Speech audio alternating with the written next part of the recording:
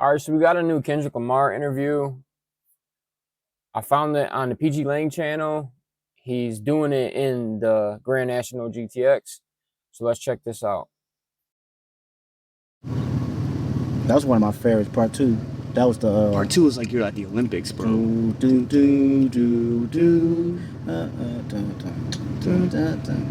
Repping in the studio, we go right down, freestyle, right down, whatever. Still come up clever. I just need to free my thoughts, so Lord knows I know better. But I ain't perfect. I ain't seen too many churches that know the Testament verses. You should either hear me now and go deaf, or end up dead, die trying to know death. Might end up dead, swallow blood, swallow my breath. Fucking studio, just make sure you pay my music respect. Hey, yeah, there it is, bro. Woo. Hey, especially that last verse, you start coughing, bro. You run out of breath, bro. Yeah, I was going. I love that shit, bro. That's crazy. Yeah. Have you ever found like pieces of yourself inside a role? Like, okay, I can relate to this character's emotion. Without sounding like a megalomaniac, I feel like every role I've done, you know, has met me in my life and my spirit at a really opportune time where I actually had something to say through it. And even Dune, which takes place on other planets in a different universe, you know, that character being a young man with too much on his shoulders, sort of stepping into a spotlight, that was happening literally in my life at that time, you know, so. And I've been trying to push myself more and more in that regard. When I played Bob Dylan, man, that was the most, because I'm actually playing a real life figure that, you know, in some ways similar to. That's where dude's from. He played Bob Dylan, okay, that's right. Oh, and he played Willy Wonka in the Chocolate Factory, the new Willy Wonka. I don't know his name, but that's who he's from. And this is on the official pglang channel, which is Kendrick Lamar's label. To your fan base, like, not only reveres the music, but they revere the man and the legend. And man, that was like holding a legacy in my hands, you know. What's that process like, man, playing Dylan? Man, it was a dream come true. I feel like. Was any nerves involved? Massive. Because massive. What's the first day of set feel like?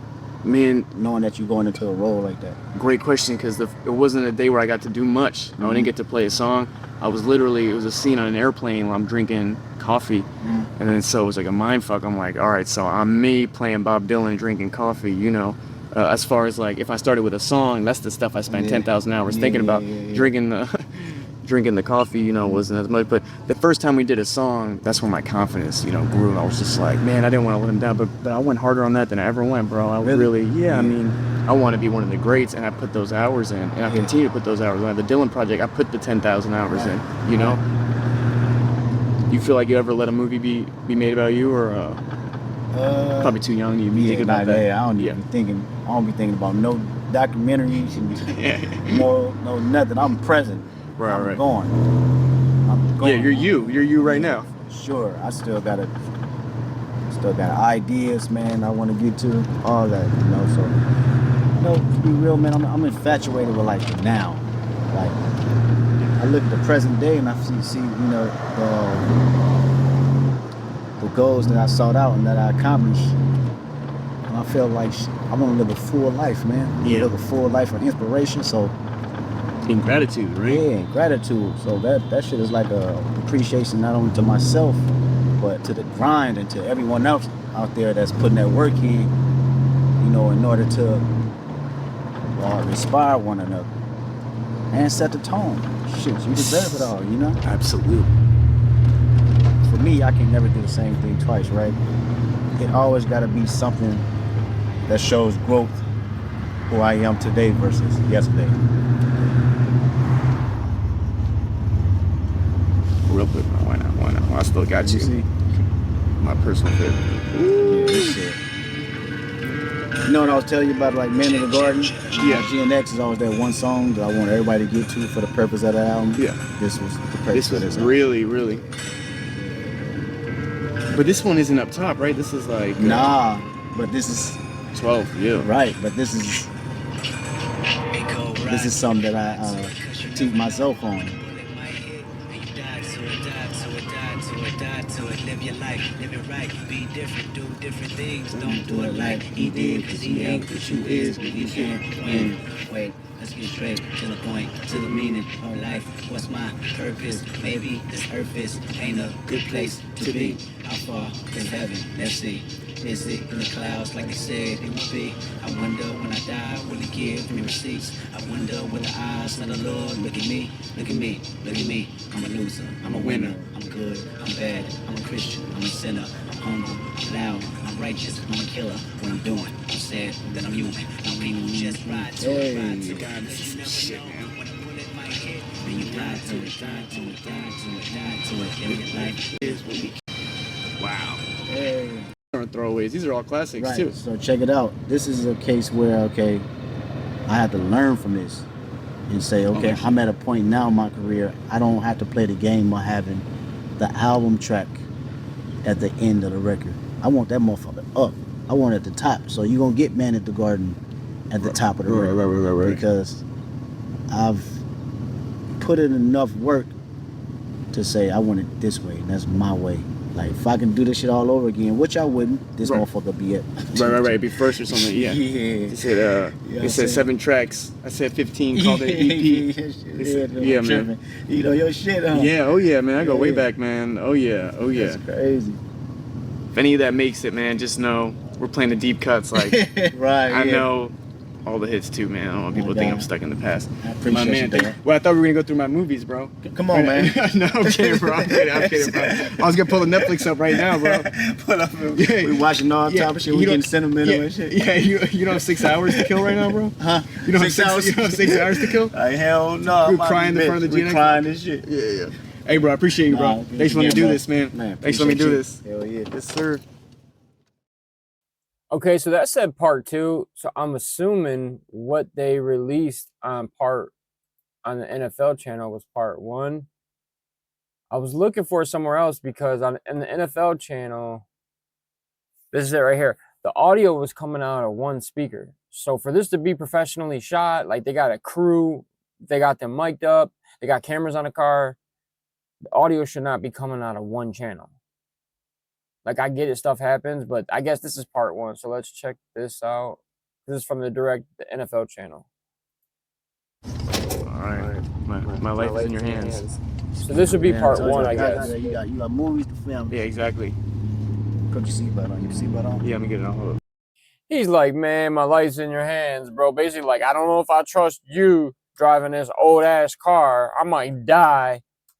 Man, if you don't man up, sit in, put a seatbelt on if you don't want to get a ticket. If you want to be a man and you just cruising, F that seatbelt, bro.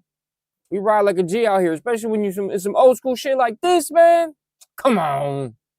Get with the program. Mine's on, by the way. Don't be fooled. Oh, it is on. Oh, I didn't see. All right. Yeah. So I was like, man, people be saying I look soft. All right, got you. All right. In the studio, if it's been a while, you know, you might come off with a little bit of writer's block. So we always got this thing about like keeping the pen low. For this exercise, going there, doing 16 bars, going home, you know, always just keep moving. How I feel if it's been a while for you. Yeah. Take a minute for you warm up in front of the camera, take a minute to remember the lines, get into the character. How long what's that process? Yeah, all the above. You know, I try to prep at home, but the thing about acting is if you don't have an audience, it's just a form of insanity. You know, then you're just, what are you doing? You know, so I'll definitely try to warm up and then, you know, lose that self-consciousness when you finally get back out there. Yeah. But that takes time. You know, I always try to embrace failure. You were talking about that the other day. You know, that the most important part of a bad day is like the way you leave it. And if you could leave a bad take or a bad day with a positive attitude, then you got nothing to fear. You know. I think that's probably one of the biggest misconceptions about me as an artist. I'm always locked in and I'm always trying new things. Now, whether or not I like them is a whole nother conversation, but I have to keep the pen moving. You know, it's my form of sanity. And it's also has given me the opportunity to learn myself. You know, find out who I am. You mean through the styles of expression or the actual lyricism or everything? I mean, because when we write, man, you got to sit and go through the emotions and be vulnerable about it. You know, whether it's a fun song or sad or, you know, got some type of depth or not. These are still relatively your personality, you know, push it through. And so a lot of these records are right, man. A lot of stuff I probably would never express or even known about myself if it wasn't for an instrumental behind it. With my projects, it always be that one record I feel like that I want everyone to hear, you know what I'm saying? In order to push the narrative or just the message and the tone that I want to get across. I can have so many other records that have different narratives and tones, you know, like reflection, right? To preserve a space for that one that I want everyone to hear, that's what pushes me, man. That's why I like The Man at the Garden, and even the fact that it's at the top of the record. Yeah, that's how it felt like to me, you know. Also just being a fan of your music forever and knowing, like, look at where you're at now, man. Like, it's this crazy Super Bowl halftime show. And you just keep climbing, bro. It's, like, amazing. Appreciate it, man. I mean that, bro. Yeah. Man in the Garden, I mean every word on that motherfucker, man. That's probably the easiest record to write. You know? And I figured out who I am in this present moment, you know? Man, yeah, so he said some interesting things. I mean, like, don't know the man personally, but from what you see, he seems to be brought up in an environment where the odds are against you, which is LA, Cali, really similar to Detroit, like all the major cities, Chicago, Detroit, LA, New York, Jersey, like, the fact that you survive and make it to a certain age is an accomplishment, and that's sad to say, but to make it to a stature of like that, no matter how he got there, no matter what he did, no matter what path he took, no matter what he sacrificed to get there, he's created something in history to where I don't think will ever be done the way he did it, and he did it by going his own lane. But speaking on the art form, you know, he's saying like going to studio each day, drop a 16. It's like going to the gym and working out, because as an artist, I don't want to say too much as like a beat maker, but when it comes to bars and your quote unquote penmanship, if you're not exercising it, you lose it, you get rusty. Like if you don't write, or if you don't spit bars or record or anything like out loud, you don't do it for a while, you try to get back to it, you're rusty, you'll be off. Your timing will be off, your cadence will be off, your energy will be off.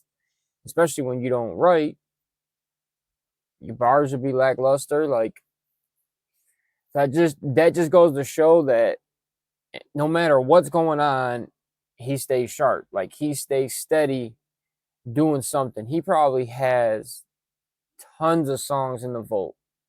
I mean, I know what I have in mind. Like for my projects, I have all these ideas, just record this idea, record this, record this, record this. My phone is full of notes, ideas, ideas, ideas. Some stuff comes to fruition and gets finished, or gets halfway finished, or gets started. Some stuff never gets done. So I can only imagine the stuff that he has that is finished and unfinished. And DJ Head says something on Hip Hop DX today. So he said that during the Grammy stuff week or whatever, he was riding listening to a bunch of new music that's on the way coming out, and he's part of TDE, Kendrick's camp, all that LA stuff. So Kendrick, I'm almost certain he has a new album coming. Like there's a bunch of new music that's gonna be coming 2025. So we're in store for a treat for even more. And homie blessed us with the GNX album and all the other records he did. There's another interview. I'm not going to do a reaction to it now. It's on Apple Music. I'll do that separate, but I just want to do this real quick, show you guys just my little feedback on this. I mean, I kind of wish, you could nitpick this all you want, I kind of wish he did it with somebody, quote unquote, from the culture, podcasters from the culture. I always thought he was going to do it with Back on Fig. Shout out to T-Rail and Smack and everybody over there. That's where I assumed him to go do an interview at. I know T-Rail had brought up, said that Kendrick should be coming through there for an interview, but they can't announce yet, or they don't have a date yet or something. So I don't know. He might still be going on there, but I would hope to see Kendrick give an interview to like somebody from the culture, somebody from that lives this every day. Not saying homie's not of the culture or supports and he's clearly a hip hop head. So I don't know, it's just my thoughts. No editing. Let's put it up. It's your boy D. I'm out.